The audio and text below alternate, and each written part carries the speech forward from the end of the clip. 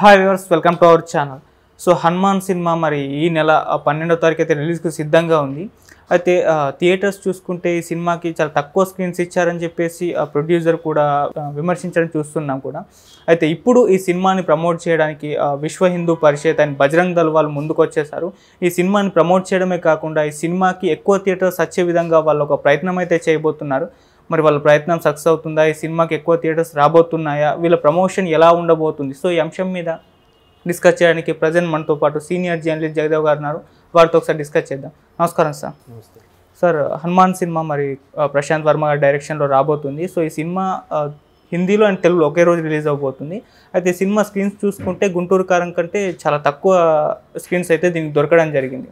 అయితే ఇప్పుడు ఈ సినిమాని ప్రమోట్ చేయడానికి విశ్వ హిందూ పరిషత్ వాళ్ళు కానివ్వండి, బజరంగ్ దళ్ వాళ్ళు కానీ వీళ్ళు ముందుకు వచ్చేసారు. అలాగే సినిమాకి ఎక్కువ థియేటర్స్ వచ్చేలా చేయడానికి దిల్ రాజు గారి మీద ప్రెషర్ కూడా తీసుకురాబోతున్న వార్తలు కూడా వస్తున్నాయి. మరి ఎలా ఉండబోతుంది అంటారు సార్? అంటే సంక్రాంతి బరిలో ఉండే ఏ సినిమాకైనా కొద్దిగా టఫ్ ఎదుర్కోవడం కామన్. దట్టు తిను చిన్న హీరో. అవును, సినిమా చిన్నది పెద్దది కాదు, ఇప్పుడు సినిమా ఎప్పుడు ఒకటే. బట్ ఏంటంటే చిన్న హీరో పెద్ద హీరో అనే కాంప్లికేటెడ్ కొన్ని ఉన్నాయి.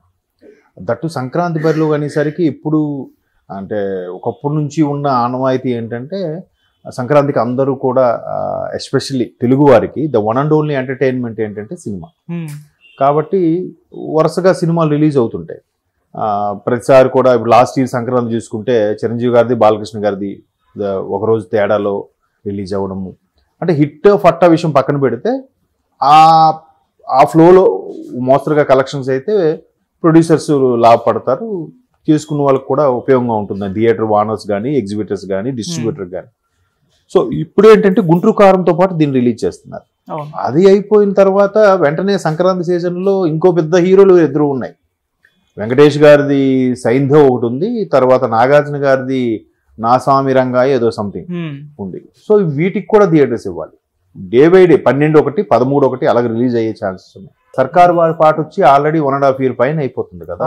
మహేష్ బాబుని యాడ్స్ లో చూడడమే కానీ ఆన్ స్క్రీన్ చూసి 1.5 year పైన అయిపోతుంది. ఆ క్రేజ్ ఒకటి.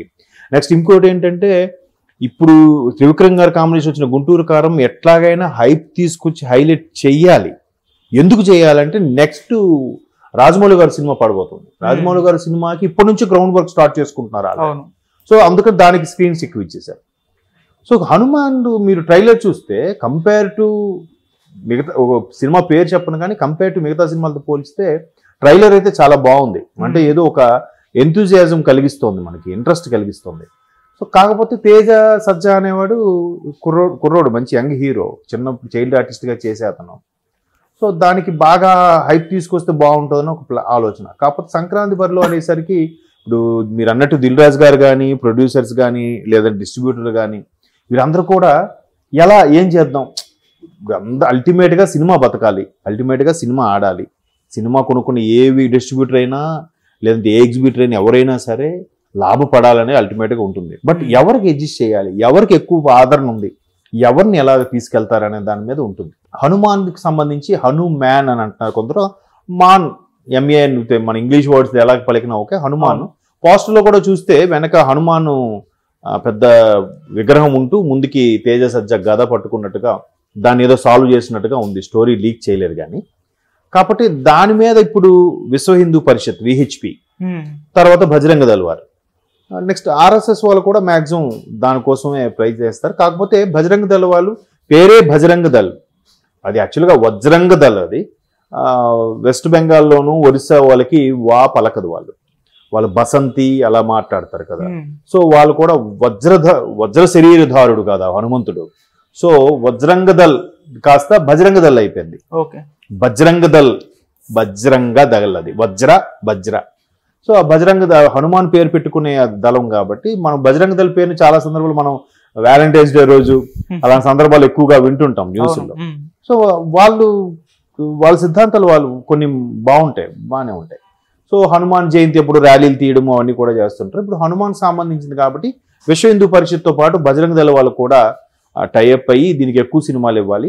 ఎందుకు వాళ్ళు ఎప్పుడూ లేని ఈసారి పట్టుబడుతున్నారంటే ముందుకి రేపు జనవరి 22న అయోధ్యలో రాముని యొక్క విగ్రహం ప్రతిష్టాపన ఉంది. అది కాక రేపు 12వ తేదీ నుంచి కూడా కొన్ని కార్యక్రమాలు క్రతువులు నిర్వహిస్తున్నారు. ఫస్ట్ ఏంటంటే 12వ తేదీన ఒక రకమైన యాగం చేయడం, 14వ తేదీన ఒకటి, 16న ఒకటి, 18న ఒకటి, అలాగా ప్రతి 2 రోజులు గ్యాప్ ఇస్తూ ఒక్కొక్క క్రతువు నిర్వహిస్తున్నారు అక్కడ. అంటే అన్ని సర్వేజన సుఖనోభవంతో సంబంధించి ఒక యాగం, అలాగే సరయూ నది నుంచి నీరు తీసుకొచ్చి అయోధ్యను అంతటినీ చేయడం, అలాగా. సో వాళ్ళు అప్పటి నుంచి చేసి 22 వరకు కూడా చేస్తున్నారు. ఇలాంటి సందర్భంలో ఇది కూడా హనుమాన్ పాన్ ఇండియా సినిమా కాబట్టి ఓవర్గా ఇండియా మొత్తం మీద రిలీజ్ చేస్తే ఆ ఇంపాక్ట్తో బాగుంటుంది. జనాల్లో మరికొద్దిగా ఇప్పటికే భారతదేశం మొత్తం కూడా రామనామ జపంతో తరిస్తోంది. మీరు ఈ మధ్యకాలంలో సోషల్ మీడియాలో కానీ వాట్సాప్లో కానీ ఎక్కడ చూసినా కూడా పలానా దగ్గర నుంచి అక్షింతలు వస్తున్నాయి, పలానా దగ్గర నుంచి పెద్ద అగరబత్తి వెళ్తుంది, పలానా దగ్గర నుంచి ధ్వజస్తంభం వెళ్తుంది, ఆ తర్వాత రాముని యంత్రం, దాని కింద పెట్టబోయే యంత్రం, దీన్ని చూసి తరించండి, దీన్ని షేర్ చేయండి, లేదా రామనామ జపం చేయండి. కొంతమంది రామనామంతో రాగిరేఖ మీద చెక్కించి దాని ప్రతి గోడ మీద అచ్చు వేయించి వెళ్ళడము, ఇలాగ ప్రతిది కూడా ఒక దేశవ్యాప్తంగా ఒక ఉద్యమంలో తీసుకెళ్తున్నారు రామనామ జపాన్ని. అలాగే అయోధ్యలో ప్రతిష్ఠించబోయే రాముని విగ్రహం యొక్క ప్రఖ్యాతను, దాని ఖ్యాతిని ప్రపంచ నలుమూలలో చాటి చెప్పేలాగా ప్రయత్నం చేస్తుంది. దాంట్లో విహెచ్పి, బజరంగ దళ్, అలాగే దేశ బీజేపీ ప్రభుత్వం కూడా చాలా బాగా ముందుకు తీసుకెళ్తుంది. సో ఇలాంటి సందర్భంలో దానికి రిలేటెడ్ గా మూవీ వస్తే ఇంకొంచెం బాగుంటుంది కదా, ఉత్సాహంగా ఉంటుంది. చూసే వాళ్ళు కూడా ఓహో హనుమంతుడు ఆ భక్తి విశ్వాసాలు మరికొద్దిగా పెంపొందిస్తాయి, దేవుడిపై నమ్మకం కలుగుతుంది.